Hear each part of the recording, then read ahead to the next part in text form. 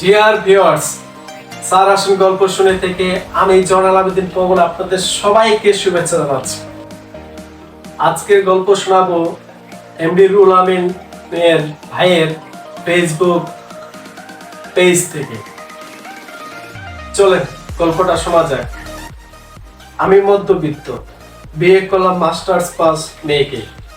ভেবেছিলাম স্ত্রী চাকরি পেলে সংসারে সচ্ছলতা আসবে। এই সময়ে এসে একা হাতে ইনকাম দিয়ে সংসার চালানো খুব মুশকিল। কোম্পানির জবে যা বেতন পাই টেনে টেনে সংসার চলে।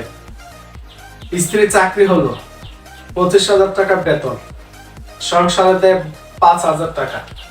বাকি টাকা তার কাছে রাখে। প্রশ্ন করলে বলে তোমার টাকা তো সংসার চলছে, বাড়তে আমিও 5,000 টাকা দেই, তাহলে বাকি টাকার হিসাব নিচ্ছে কেন? স্ত্রী এমন উত্তরে আমার আর কিছু বলার থাকে না।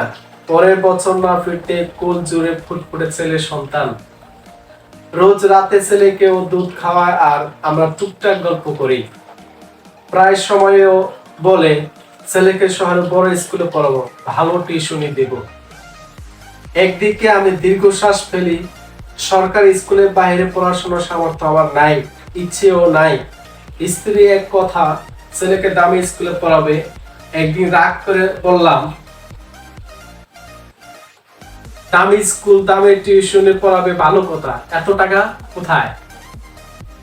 আমার চাকরির টাকাটা জমিয়ে রেখেছি, ও বড় হতে ওই টাকা পরিমাণ আরো বাড়বে।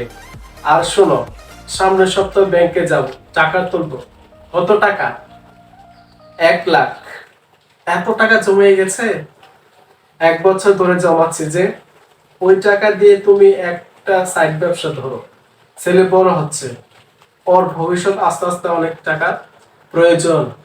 স্ত্রীর কথা রীতিমতো আমি হতভম্ব, কি বলবো বুঝতে পারলাম না। তার কয়দিন পরে মা হঠাৎ অসুস্থ হয়ে পড়লেন। মাথার ভেতরে ছোট সাইজের ঘা হয়েছে, বিদেশ মাদ্রাজে নিয়ে যেতে হবে। স্ত্রী বলল, ওই টাকাটা দিয়ে মায়ের চিকিৎসা হবে। ওটা তো তুমি এত কষ্ট করে জমিয়েছো, ছেলেকে দামি স্কুলে পড়াবে বলে, সেটা দিয়ে দিবে? সাধারণ স্কুলে পড়ে অনেক কিছু হচ্ছে, তুমি মাকে ওই টাকা দিয়ে চিকিৎসা করাতে নিয়ে যাও। অশ্রুসিক্ত চোখে তাকে বললাম, যারা তোমার মতো মা পায় তাদের দামি স্কুলে পড়ানোর কি প্রয়োজন? পারিবারিক শিক্ষার যে সন্তান পায় সেই তো প্রকৃত শিক্ষিত। যদি গল্পটি ভালো লেগে থাকে তাহলে লাইক করবেন, শেয়ার করবেন, কমেন্ট করবেন এন্ড সাবস্ক্রাইব করবেন।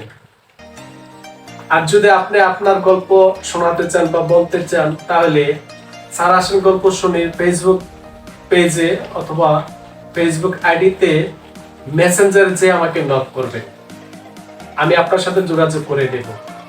আপনারা সবাই ভালো থাকবেন।